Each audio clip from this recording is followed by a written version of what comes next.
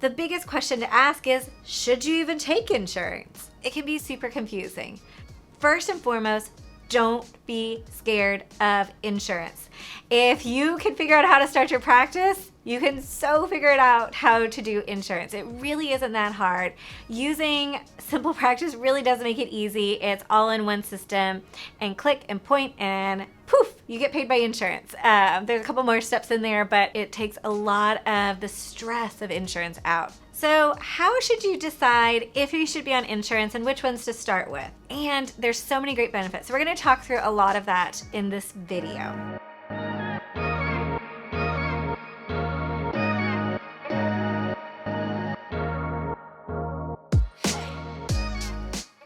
My name is Adrien Paczosa, and I'm the creator of Fearless Practitioners. I'm a business coach where I teach you how to start a private practice.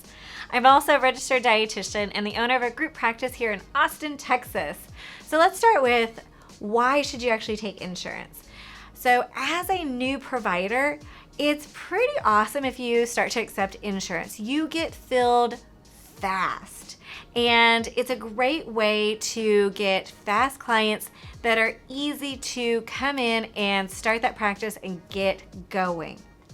The other reason is it's free marketing. All the insurance companies have your company listed everywhere. So if somebody was doing an insurance search, dietitian in Austin, Texas, I have 6 other girls that are in our office and they all pop up. So it is a great amount of marketing, easy peasy. I didn't have to do anything. The other one for why you should choose to start insurance is physicians ask. A lot of times when I'm doing marketing, I'll stop at a physician's office or I'm calling a physician. They say, oh, do you accept insurance? That tends to be a big barrier to getting patients in. When a doctor is trying to refer to you and they're trying to sell a patient on coming and seeing you, it's hard if they say, oh, but it's out of pocket. Oh, because patients may not be able to digest or understand why it's so important to see you and pay out of pocket. So until you have that established practice and you are booming and rocking it, it's a really great idea to take insurance. My other big caveat is after you've been an established provider and you're kind of going back and forth, should I keep insurance, should I not? I'm always a huge fan of keeping insurance, and it could even be that you decrease the number of people that you take on insurance. And let's say that you were 100% full of insurance. Maybe as you start to get full, you can maybe decrease to 50% insurance, and then you have a couple of slots for insurance. And that kind of goes back and forth. And this is, again, your personal choice for your practice of how you choose to do it. A lot of people will say, oh, I don't get paid as much for insurance. That's why I don't want to do it. There's so much headaches, blah, blah, blah, blah, blah. My biggest thing is with insurance, people are able to come in more often. So think about this. If you had a patient that could only maybe come in and afford once every so many weeks, it really is a lag time for their continuity of care. They may not make as progress as fast, all of that. But if somebody has unlimited sessions, they're able to come in every single week, maybe twice a week. So they're able to maybe see you more often, get help faster, and really make the progress that they're wanting. So I'm a huge advocate for accepting insurance, for filling up your practice fast, for great referrals, easy marketing, and also because you came in to help people, and it's an easy way to really do that and make a big impact in the beginning. So next big question is how to decide which panels to actually start with. And this is where we get out the big Google machine. So the easiest way to decide is looking at all the big corporations in your area and doing a quick Google search to find out what insurances they provide.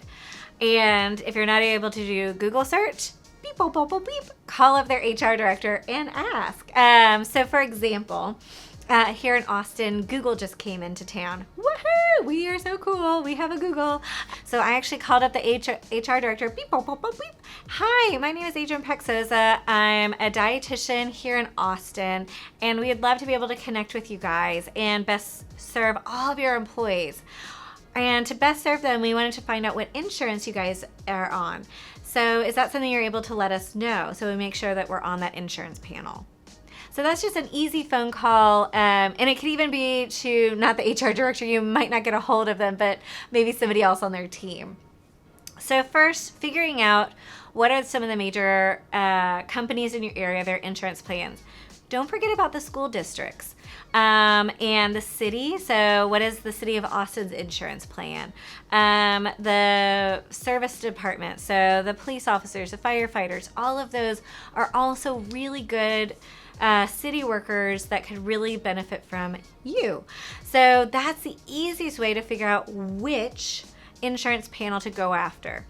So when I say go after, you're not going to go seize them, but you want to start with one insurance panel. So from Blue Cross, Cigna, Aetna, all of the major ones. There's so many out there. Make it easy and choose just one to start with. And so we're just going to use Blue Cross to start with. And so let's say you choose to be on that insurance panel. The next couple of steps is going to be a little bit different from state to state. And how you apply, how you get on, how you get credentialed. So the easiest way to do that is to go to Blue Cross Blue Shield of, and then put in your state.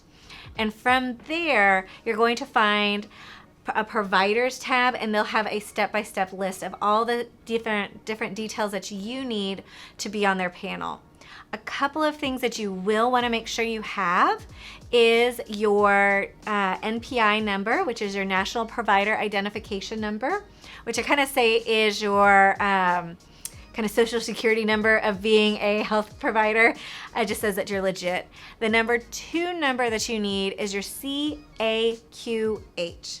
And that whole process, it's a lot of paperwork, but it's just a kind of a middleman between the NPI and the insurance, saying that you're like legit, like you did go to school, you did have your license, like, so they go back and kind of verify. It's a verification kind of process. One of the things I wish I would have done when I first started out was get on insurance, because it takes a little bit of time. So start now. It takes about anywhere from 3 to almost 6 months for that credentialing process. And again, it varies from state to state, specialty to specialty, all of those different things. So start the process now, and don't worry about getting it perfect. You won't mess up, and if you do, that's really nice. The insurance companies will tell you. So we figured out why you should take your insurance, how to choose a panel, and the very beginning steps of how to start that credentialing. So I hope today's video is a little bit helpful for you to decide how to and if it is right for you to get on insurance. Don't forget to keep subscribing so you check out all of the videos, and we will see you guys here next time. Bye guys.